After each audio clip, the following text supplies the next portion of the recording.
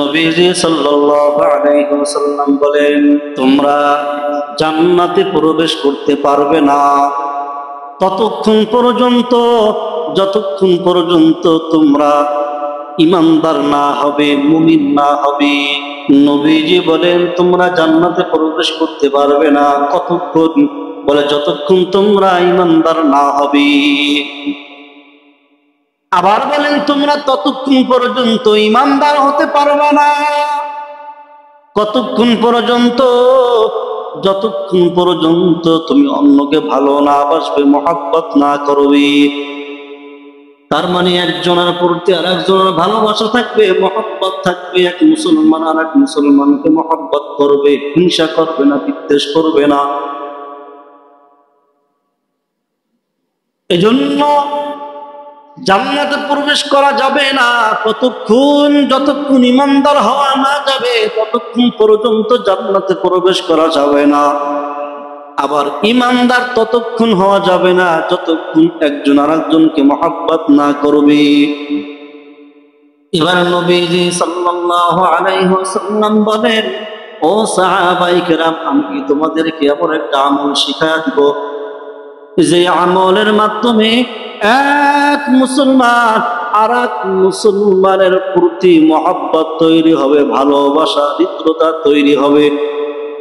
সাহাবায়ে কেরাম বলেন, ইয়া রাসূলুল্লাহ, ইয়া হাবিবাল্লাহ, অবশ্যই আমাদেরকে এমন আমল শিখা দেন যে আমলের মাধ্যমে এক মুসলমানের প্রতি আর এক মুসলমানের অন্তরের ভিতরে মহব্বত তৈরি হয়ে যাবে, ভালোবাসা তৈরি হবে।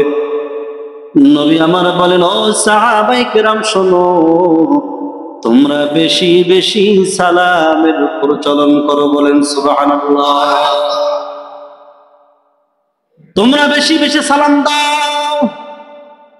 আফশুস সালাম বাইনাকুম, তোমরা বেশি বেশি পরিমাণে সালাম দাও। কারণ যত বেশি সালামের প্রচলন ঘটাইবা, তত এক মুসলমান আরেক মুসলমানের প্রতি মহব্বত, ভালোবাসা তৈরি হবে। নবী আমার বলেন, যখন তোমরা বেশি বেশি পরিমাণে সালামের প্রচলন করবা, তখন একজনের প্রতি আর একজনের মহব্বত তৈরি হবে। কলব থেকে তোমাদের হিংসা বিদ্বেষ দূর হবে। মহব্বত হওয়ার কারণে গীবত শিকায়ত থেকে বেঁচে যাওয়া যাবে। মহব্বত তৈরি হওয়ার কারণে হিংসা দূর হয়ে যাবে। এর দ্বারা কলবের অনেকগুলো রোগ, অনেক গুনাহ থেকে বেঁচিয়ে যাওয়া সম্ভব হবে। আর গুনাহ থেকে বেঁচে থাকতে পারলেই তো পরিপূর্ণ ঈমানদার হওয়া যাবে। আর এই ঈমানদারের জন্য আমার আল্লাহ বানায় রাখছেন জান্নাত। তাহলে রাসূল বললেন যে যতক্ষণ পর্যন্ত ঈমানদার না হবা, ততক্ষণ কই যেতে পারবা না? কথা বলে না। জান্নাতে ঈমানদার না হওয়া গেলে কোথায় যাওয়া যাবে না? জান্নাতে যাওয়া যাবে না। আর ঈমানদার যদি হতে চাও, তো একজন আরেকজনকে মহব্বত করো, এক মুসলমান আর এক মুসলমানকে ভালোবাসো, হিংসা অহংকার করো না। কলবের ভিতরে হিংসা, দিমাগ, অহংকার এগুলো রাখিও না। আর এগুলো যদি দূর করতে চাও, মহব্বতের বন্ধন যদি মজবুত বানাইতে চাও, তাহলে অবশ্যই তোমরা কি করো? বেশি বেশি পরিমাণে সালাম দাও। সুবহানাল্লাহ। তাহলে আমাদেরকে কি করতে হবে? বেশি বেশি সালামের প্রচলন করতে হবে। ভাই ভাইয়ের প্রতি মহব্বত নাই, কেন সালাম দেয় না?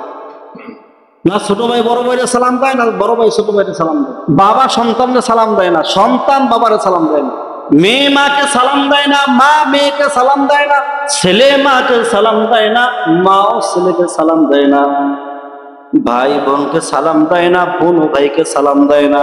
এজন্য মহব্বত দিন দিন আস্তে আস্তে কমে যাইতেছে, বাড়ে না। কেন?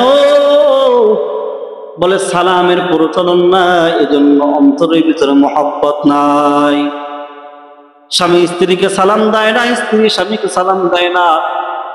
বিয়ে করছে 20 বছর হয়ে গেছে, কিন্তু এখনো স্বামী স্ত্রী সালামের প্রচলন ঘটাইতে পারে না। স্বামী স্ত্রীরে সালাম দেয় না, স্ত্রীও স্বামীরে সালাম দেয় না। এই জন্য মাঝখানে শয়তান ঢুইকা দিছে দূরত্ব বাড়ায়। অথচ স্বামী ঘরে গিয়ে আগে সালাম দিবে। বান্দা তুমি ঘরের দরজায় গিয়া আওয়াজ করে সালাম দাও, আসসালামু আলাইকুম ওয়া রাহমাতুল্লাহ।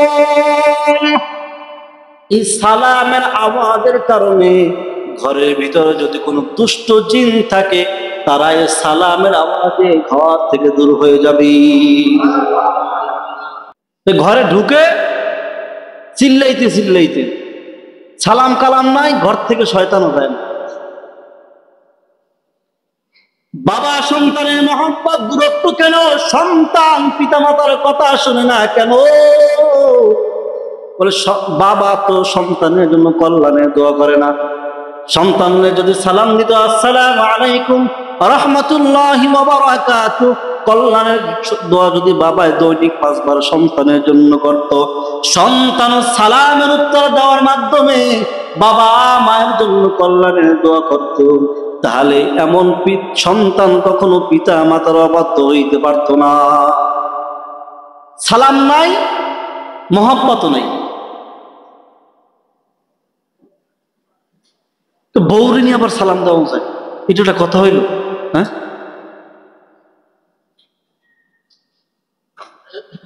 মা বাবার সালাম কেমনি দিই?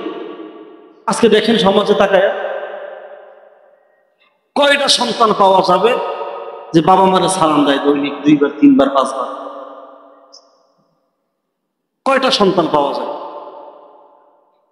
আপনি বাজারে গেছেন, ঘরে আসছেন, তাই সময় সালাম দেন, স্ত্রীর সালাম দেন, মেয়েকে সালাম দেন, সন্তানকে সালামের তালিম শিখান। আরে সন্তানকে সালামের তালিম শিখানো দায়িত্ব তো মা বাবা। তো প্রত্যেকটা বাবা মারই এমন দায়িত্ব, সন্তানকে তালিম শিখানো, সালামটা কিভাবে দিতে হয়, সালামের উত্তর কিভাবে দিতে হয়। স্ত্রী স্বামীকে সালাম দেয় না, তো ওই ঘরে শান্তি আসবে কেমন? শান্তি আসবে কিভাবে? স্বামী স্ত্রী মহব্বতের বন্ধন মজবুত হবে কিভাবে? স্ত্রী কথা শোনে না, শুনবে কেমন? আপনি তো স্ত্রীর জন্য কল্যাণের দোয়া করেন না।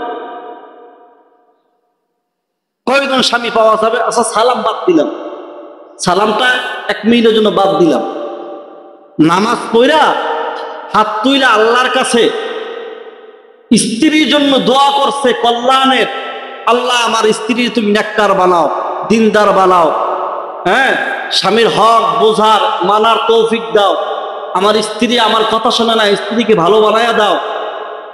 এই রকমের হাত তুইলা আল্লাহর কাছে কয়দিন দোয়া করছেন? একটু হিসাব দিলাম তো। বিয়ে করছেন 10 বছর, 15 বছর, 20 বছর হয়েছে, হিসাব দিলাম তো। তো আপনি আপনার স্ত্রীর জন্য 20 বছরে 20 দিন কল্যাণে দোয়া করতে পারেন নাই, তো স্ত্রী আপনার কথা শুনবে কিভাবে? শয়তান তো ঢুকছে কলবে।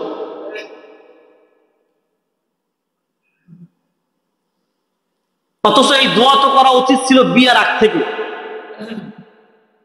আল্লাহ নেককার স্ত্রী দান করো, দিনদার স্ত্রী দান করো। বিয়ের আগে তো দোয়া করার সুযোগই হয় না। বিয়ে করছেন, এখন বউ হয়েছে, এখন করেন, তাও করতে পারলেন না, তো শান্তি আসবে কিভাবে সংসারে? এরপরে বিয়ের পরে সন্তান, তো আল্লাহর কাছে দোয়া করতে হবে, আল্লাহ নেককার সন্তান দাও। ইব্রাহিম নবী দোয়া করছে না, রব্বি হাবলি মিনাস সালিহিন। দেখেন ইব্রাহিম নবী তো আল্লাহর কাছে বলতে পারতেন, আল্লাহ আমার একটা সন্তান দাও, এই কথা বলতে পারতেন না? কথা বলে না। এই কথা বলতে পারতেন কি পারতেন না?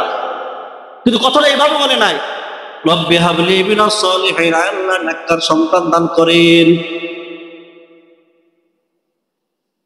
নবী তো বলতে পারতেন আল্লাহ আমার সন্তান দেন, এভাবে বলে নাই, আল্লাহ নেককার সন্তান দেন। তো কয়জন পিতা মাতা পাওয়া যাবে এভাবে আল্লাহর কাছে চাইছে, আল্লাহ তুমি আমার নেককার সন্তান দাও? তো এজন্য আল্লাহর কাছে চাইয়ে আনতে হয়।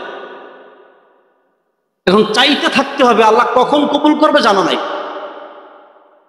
তো এজন্য বেশি বেশি সালামের প্রচলন করা, যত বেশি সালাম দিবেন তত বেশি মহাব্বত তৈরি হবে, ভালোবাসা বন্ধন মজবুত হবে। স্বামী স্ত্রীকে সালাম দিবেন, স্ত্রী স্বামীকে সালাম দিবেন, সন্তানকে সালাম দিয়ে দিয়ে তালিম শিখাবেন, সন্তানও পিতা মাতাকে সালাম দিবেন। আল্লাহ তাআলা আমাদের প্রত্যেককে বেশি বেশি সালাম দেওয়ার তৌফিক দান করুক, পড়েন আমিন।